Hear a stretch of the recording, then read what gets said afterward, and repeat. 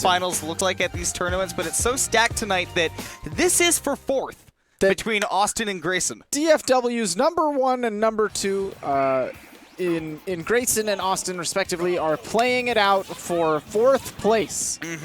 And this is the last best 2 out of 3 of the night. Yeah. That will be played out for that. After this, everything's going to be 3 out of 5. That's what everyone loves, and Awestin loves to get a situation where he can land those down tilts. Oftentimes, gets it set up off of that falling up air. When he sets you up at that ledge or at the edge of any platform, really going to be mashing those little legs. I love the attempt at the down air, because if he had caught Grayson DIing the fire out, he would have absolutely spiked him off stage. But good on Grayson to recognize that situation and still hold in. And I don't think Awestin had time to do the turnaround back air, maybe. Otherwise, that might have killed. Ooh. Gyro at ledge, though. This could be really hard for Ness to get around. I mean, matchup in general is basically, if the gyro's out, Ness is going to have a hard time approaching. But otherwise, Ness has definitely got a lot of advantages to push against a big body.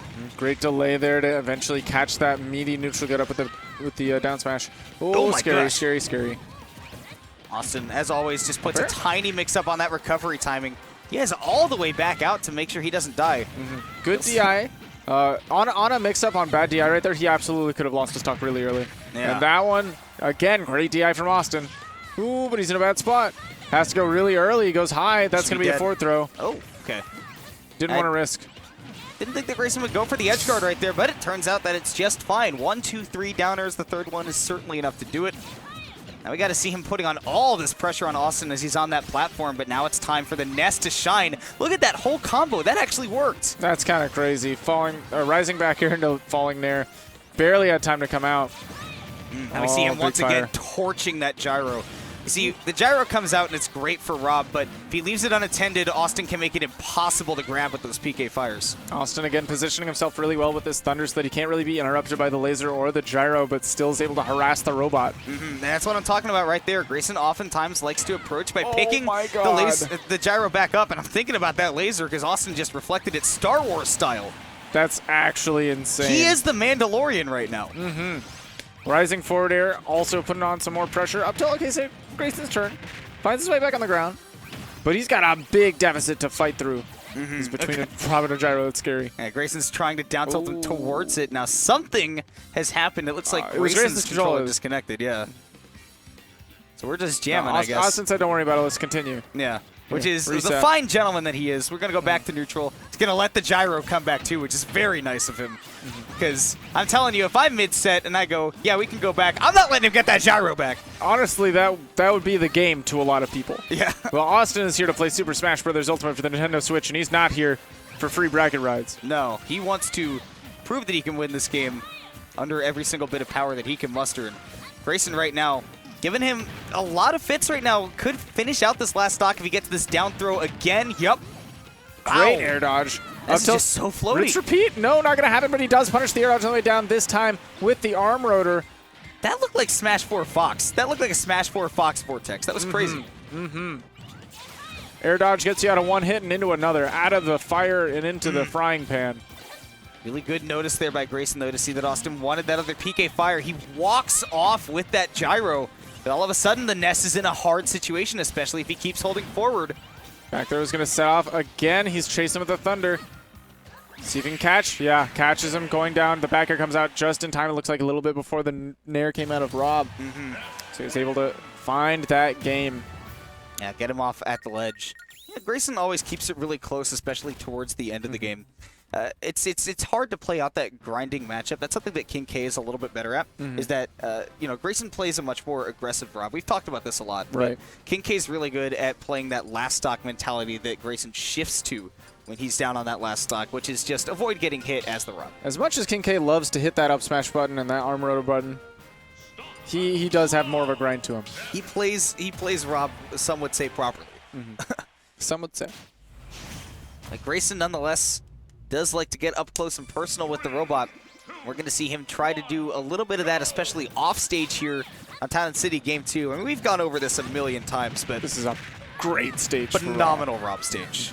Get those small side blast zones. The Ness is almost never going to kill you off the top. I feel like we've seen quite a bit of Town and City counterpicks out of a lot of characters today. Happens to be, I mean, there's logic for almost any character to go to this stage because it's so fluid, so dynamic. Speaking of dynamic, my gosh, he snipes him out with the laser afterwards. Very nice. I didn't expect him to live the first hit at all. But there he comes through with laser coverage. Grayson ready for it. That's going to be up throw forward air. Tries to get the gyro afterwards, but yeah. Awestin, ever the one to be vigilant to mix up that landing time, and particularly against Rob, where that gyro and that down tilt are both two things that cover the ground, but nowhere near in the air. All right, Awestin catches that gyro, tosses it out of play, and he gets an opportunity to approach the Rob. We'll see that maybe, oh, it's right, Yo-Yo can't be used that in was this so matchup. smart. Push him to the other end of the stage, why not? Now back air to put him right back on the left. He said, I should have killed you over there while I had the chance. Take the gyro with you. Ooh, Beggar comes down, tries to combo to the grab, doesn't quite find it. That's not Mario. It's going to be down throw. Oh, he's in a bad spot. That worked out so well for Grayson that Awestin mashed out. He got a really bad buffer, but no conversion from the Rob. I got to see him fight his way back on stage. Excellent tech will keep him alive. There's going to punish that get-up attack. Cancels the gyro with the thunder, but that get-up attack is going to beat out the Yo-Yo. Awestin was ready for just the one down tilt. Got to see Grayson play a lot more reactively when he's up close against this Ness, and it's a tall order. Ooh, that up tilt sent it in the wonkiest way. He only got, up tilt has 2 hits, and he got the bad hit on that. Got the weird arm hitbox. That's hit 1. That's the flap. That's tragic. Not a lot of muscles on that arm. Okay, coming back up with the forward air, was able to barely avoid all that pressure with the magnet. Now, a lot of characters get trapped by that setup off stage, but Ness, again, having that magnet has so many ways to mix up where he's going to be at any given moment. Just like that right there. All this damage is giving Awestin a chance to get back into the game. And again, the up air, like you said, you can't really use the yo-yo in this matchup because the multiple hits of the up air that Rob can utilize to pressure. Awestin eventually, though, finds the stock. Trying to apply more pressure, but it's all about Grayson right now. Ooh, and he has no jump, so landing is going to be very difficult for Awestin, but Grayson goes back to get that gyro out. Had a chance. That's a lot of healing for Ness. That is a big heal. Now, forward throw sets him up on the platform. The gyro is a great pressure alleviator. Forward throw? No, he goes for the down throw, wants to confirm it. He just might get it. Not killing on Town and City, though. Again, phenomenal DI from Awestin every time. Now Awestin, he catches that retreat back to the platform, both because that's what Awestin likes to do and because the gyro was there. So Awestin wanted to pick it up, but Grayson ready to cover. Good landing right there as well. Okay, snipes with the fire. The drag down into the back throw. Oh, great mash by Grayson. Otherwise, he could have been dead if he let a couple more dead. bubbles. Austin's dead, though. Yeah, for sure. Great immediate up air there. He's able to recognize the percent catch. The big punish. And hear Awestin mashing as well. By the way, none of that, I want to clear this up. None of that is grimy. None of that is BM. That is a factor that you're given. If you can hear or see your opponent mashing, then use that, please. It's a way you can win. You got to take everything you can get. And Grayson, if he heard that mash, then he knew that that up air was definitely the short order that he needed to take the stock and send him to game 3. Last game for these two in this set. Man. It's so sad to see these people, these players in a 2 out of 3 alone. Because normally we see so much more. We're going to see who comes out on top of this slightly shorter set on Battlefield. Well, Grayson right now got to keep this pressure on Awestin, and if that's no jump Awestin off stage, he's very dead. He is very dead. Oh, only gets the light hit. He has an opportunity here. Okay, he's dead now. He has to be dead now. Yep, Grayson will absolutely tank that hit to take the stock. Very, very clean opening to this one. Up smash. That's going to be a little bit of pressure, but Austin's got a lot more to apply if he wants to bring this back. Grayson's made such a great... here's one change I've definitely seen Grayson do in this Game 3 already is when he throws out that gyro, Awestin focuses on it, Grayson takes some stage control. It's very simple math for him right now. Gyro on that top platform means that it almost actually played in. I thought it was going to be a non-factor.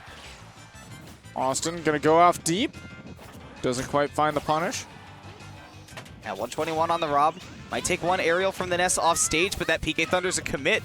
Grayson's been doing such a great job of catching Awestin for using any of these specials too close to him. Up air's not going to connect, so Austin's eventually going to be able to punish with that back air. It's good DI by Grayson, though. He was ready for it. Land with the Nair. Yep, take out the PK Thunder instead of going towards the Ness, because otherwise that could be a PK Thunder too. Back air eventually connects. Seen that twice. We saw that to end game 1. Now we've seen Awestin challenge that Nair before it comes out. That's the only way you beat that move. But no beating those confirms from Rob. Grayson's a stock away from getting into losers finals. I think that was even crossed up DI as well. So we're seeing Awestin now down a clean stock. Grayson in control of this game, but Austin's applying some pressure right now. Look at the damage. Yeah, keeping it close to the Rob. See the gyro come in, doesn't let Awestin drop right under the platform, but all of a sudden, moving. all this damage. Awestin is moving right now. Awestin has activated the go mode. Great tech from Grayson. Finally, Awestin got hit for the first time in a long time right there, only taking 11%, but maybe the little reset that Grayson needs. With 157 on him and a lot of rage, this could mean that an early combo could happen from Grayson. That gyro almost got the Rob a stock, too. If Awestin lands on that, that's huge danger for him.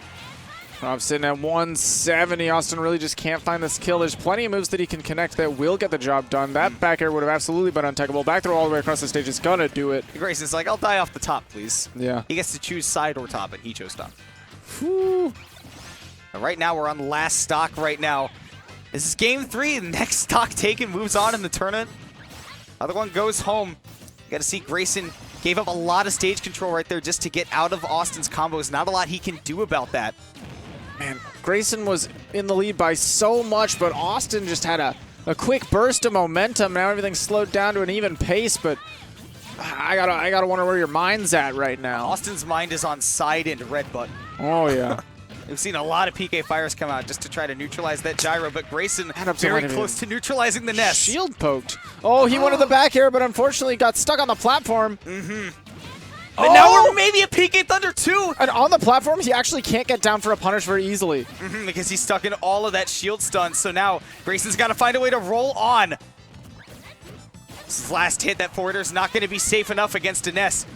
He might get the confirm into the up air after that, and he does. I cannot believe that PK Thunder connects so quickly, but Awestin finds that stock nonetheless to move on. Grayson going to be out at 4th, but in the closest set we've seen all night. That was a grind.